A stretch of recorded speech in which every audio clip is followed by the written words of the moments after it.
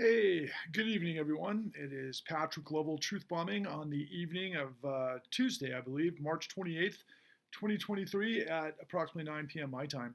And, as I forge ahead and try to win you over so that you can help, like a organic trimmer, to absolutely electrify millions of us with your help, and we do it together. As you've heard me say many times, I pretty much am just disgusted with mainstream media. I only tune in on occasion to, just kind of stick my finger in the wind to see how they misrepresent or duck and dive and, deliver their brand. And that's really all it is. And most of it is just infantile, or juvenile. And it's really a poison on society. I would love to become the number one enemy to Fox News, honestly. I would also like to be someone Rachel Maddow would love to never have to deal with. And then, of course, Anderson Cooper and company over at CNN, useless. Absolutely incredulously useless. So when I tune into mainstream media, most of the time it's with that lens, with that attitude. But I also want to find out what everybody has got cameras on, because sometimes, major news happens, or at other times, major news that is happening is not happening in mainstream. But I do have to hand it to, once again, of all of them, Lawrence O'Donnell. And tonight, boy, did he deliver a stirring, I don't know if I want to call it an invocation, but my God, did it deliver within context on a whole lot of levels. And in fact, some of the news tonight has inspired me, and I'll get to that in a minute. But as far as what I just heard from Lawrence O'Donnell, his takedown of Lindsey Graham was monumental. And his revelation that the Senate chaplain had proclaimed that he would not offer prayers for the victims of the shooting tragedy yesterday, because there is no more time to offer prayers. There's only time for action. And in fact, the Senate chaplain had quoted Edmund Burke, who I do frequently, which is the only thing left for evil to flourish is when people, in his case men, of good character do nothing. And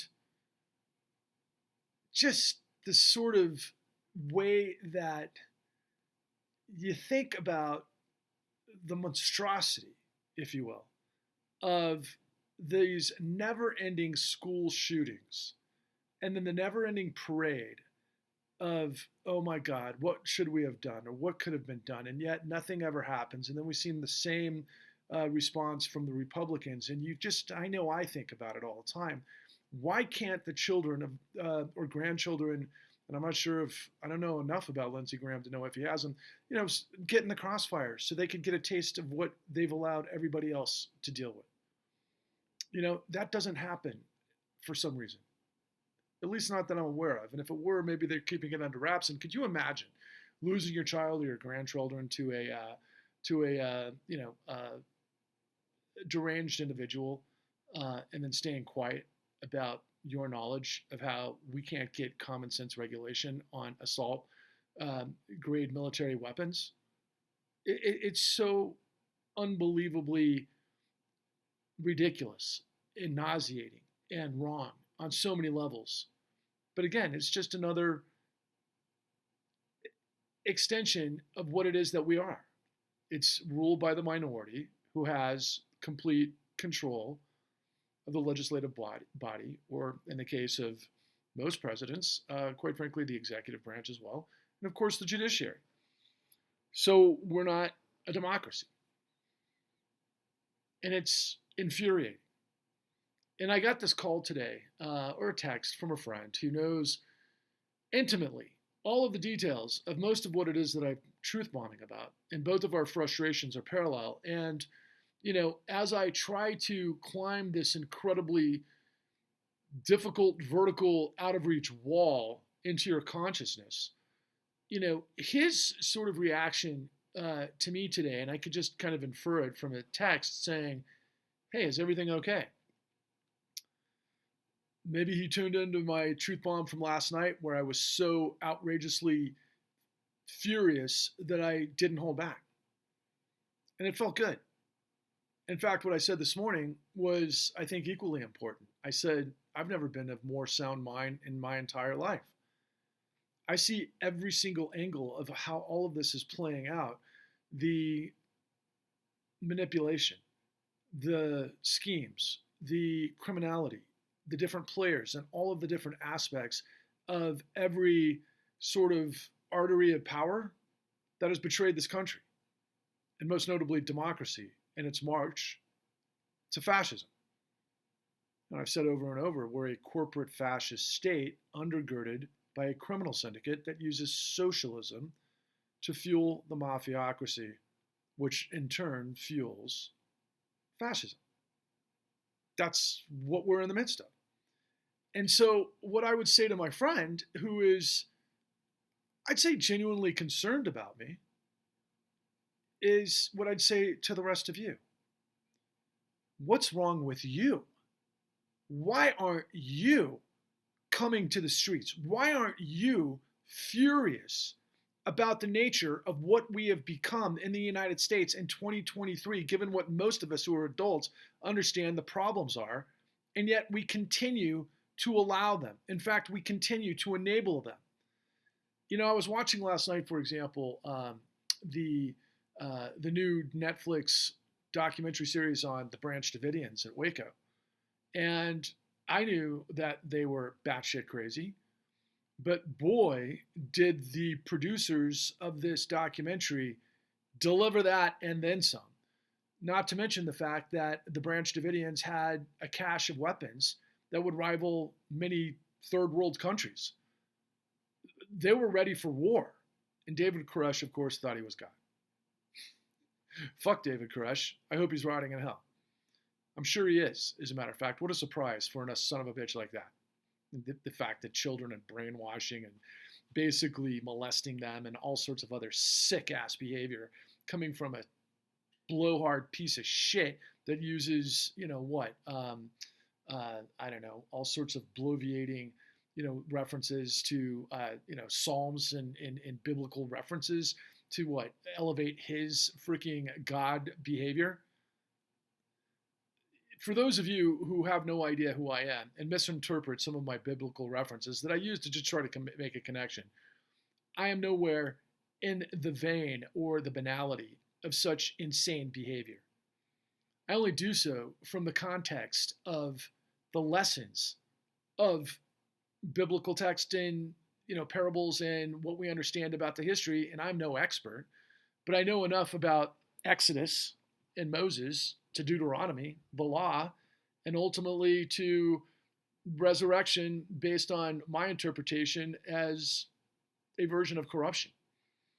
And that's why tonight shocked me above all else and inspired me in a way I didn't see coming. But I've been aware of this for the last few days. But the citizens of Israel are behaving like citizens. They're rising to the streets. I think the numbers are 10% of the entire population of Israel have come to the streets to demand and protest and to maneuver to make sure that Netanyahu's strong arm move to the far right by fully trying to merge his control of the Supreme Court of Israel, because he's trying to prevent them from taking him down for being corrupt. It's all about corruption. And everybody who is a professional, from what I understand, from pilots to teachers to attorneys to you name it, across the board in the state of Israel, have come to the streets to say no. Which to me is incredibly inspiring, knowing what I know about the history of the Jewish peoples, particularly from Exodus through the creation of the state of Israel, which was presumably against all of the lightning rod and what people can, certainly argue against with a lot of very compelling positions to the contrary, i.e., apartheid state and all of this hardcore move to the right of the Jewish state in terms of its absolutism over the course of the last 20 years, 15 years, everything post 9/11, which I truth bombed about yesterday. But I kept scratching my head. I was beginning to lose faith that, my God, isn't the whole notion of Israel a democracy? I mean, that's what the whole thing of Exodus was supposed to be. Now, if you get into Zionism and you get into all of the other things that are, very problematic and very difficult between the Palestinians and the Jews, given, the creation of Israel, given the formulation of the history between both, and not to mention everything that's taken place in that land. I mean, it's been conflict for thousands and thousands of years. And of course, it was the Holocaust that led to this last, most latest, well, the Jewish state moving forward and all of the complications that have come from that. But the Jewish people, the Israelis, and I know that there's a lot of people in Israel that aren't Jewish also, are protesting in the streets for democracy, which is a lot more than we can say about ourselves, particularly to my friend who's concerned about me that I might be, I don't know, maybe losing it because I'm furious of the way things are. Again, why aren't you furious? Why aren't millions of you actually getting behind this movement based on everything that I've laid out, and then us together uniting in a populist tidal wave to purge corruption? For you, me, and everyone you see who isn't a Nazi, who believes in dignity, integrity, liberty, and sustainability, come together to defeat tyranny. That, to me, would be the American way. And that's what we have to do. That's why I'm doing what I am doing. And, to give you an idea, literally, if there were 10% of the American people, we're talking 33 million people coming to the streets. I hope that's what we can generate. Maybe I pray that's what we can generate. I just know that I've got to keep driving with everything I have because I have the evidence, I have the relationships with the top law enforcement / regulator in regulators in our country that know financial terrorism inside and out. They know judicial corruption inside and out. And I'll bring this full circle to those of you who might pay attention to my truth bombs from time to time, particularly those of you that are in the courts, that are elderly specifically, that I've come to know quite a bit over the course of the last little while, that are fighting desperately to save your homes. And many of you wind up in these ridiculously almost David Koresh-like cults, if you will, led by cults of personality in this sort of foreclosure defense that say nothing about the corruption. They want to keep you down so that they can, sell you a bag of goods to keep you on their dole, where they make you promises that you're going to win, and most of you won't. In very few instances, you'll win. And I've learned about some people who win on technicalities and tricks and that sort of thing. And I'm talking about people going through the whole foreclosure madness that, has taken literally 50 million people down since 2009. Where do I come up with those figures? We know there was at least 10 million foreclosures. I think it's closer to 16 million. Those are the numbers that we saw in 2012. It's probably much higher than that. The mean average of the American household is 3. Do the math. That's 48 million people. And then you had pensioners around the world in countries and municipalities and everything else. It was financial terrorism the likes the world has never seen. It was contagion. That never ended. Why?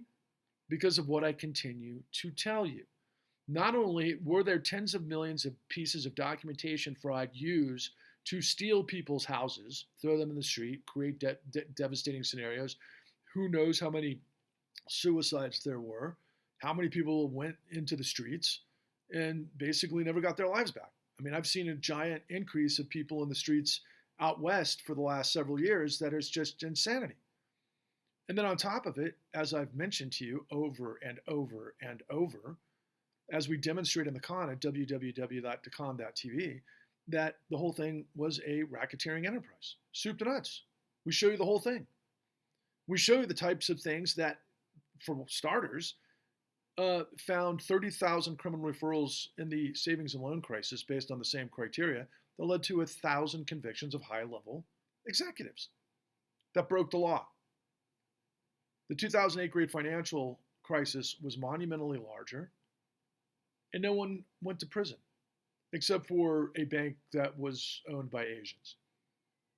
And there were some small level players in different ways, but nothing to the extent of people that deserve to go to prison based on racketeering, which is RICO, among other things. It's control fraud, and then some. And there's a whole variety of ways you could have brought indictments and ultimately convictions against everybody in the pipeline. And you could have flipped people from the ground up, like we did in the con, to be able to understand exactly what the CEOs did and why.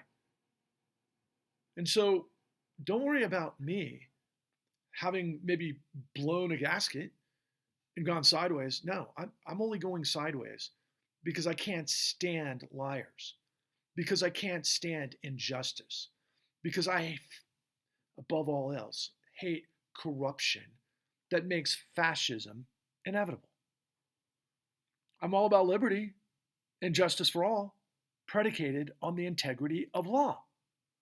We have to unite and come together in a massive tidal wave, populist tidal wave to purge corruption. And we have to do it now. Over the course of the last full days, I've hit the pedal to the metal, and I've decided to go directly to you and make the case of why I'm asking you to invest $13 in this effort and reach out to 13 other people. There's a lot of people out there that are saying a lot of different things, There's a lot of you that would probably want to follow people that are more self-proclaimed communists. To what end? Communism? No, I'm not leading us to communism, no. Those of you that would like to see fascism reign supreme, no, I'm not your guy. I'm your enemy. And I want to be the enemy of Fox. And I want to be the enemy of Rachel Maddow. And I want to be the enemy of CNN. Because they all covered up what it is that I have, including, and I've been a subscriber to the New York Times for the last 12 years. I know what they've covered up. I know what our government's covered up. I know what our politicians refuse to address. I know what our judiciary has done. What I don't understand is your cowardice. What I don't understand is your reluctance to understand where we are. I don't understand your cowardice to stand for democracy and the law and truth and justice. Because if you don't, disaster's coming for us all. In everything, whether it's an issue of systemic racism and the problems of our prisons, that's tied to this. There's no question. Everything to deal with climate change and the infrastructure and the paradigm of our energy, usage and so forth, it's tied to this. I'd say everything, tied to these ridiculous Republicans that will sell everybody out and allow deranged madness to murder children. What else do you need?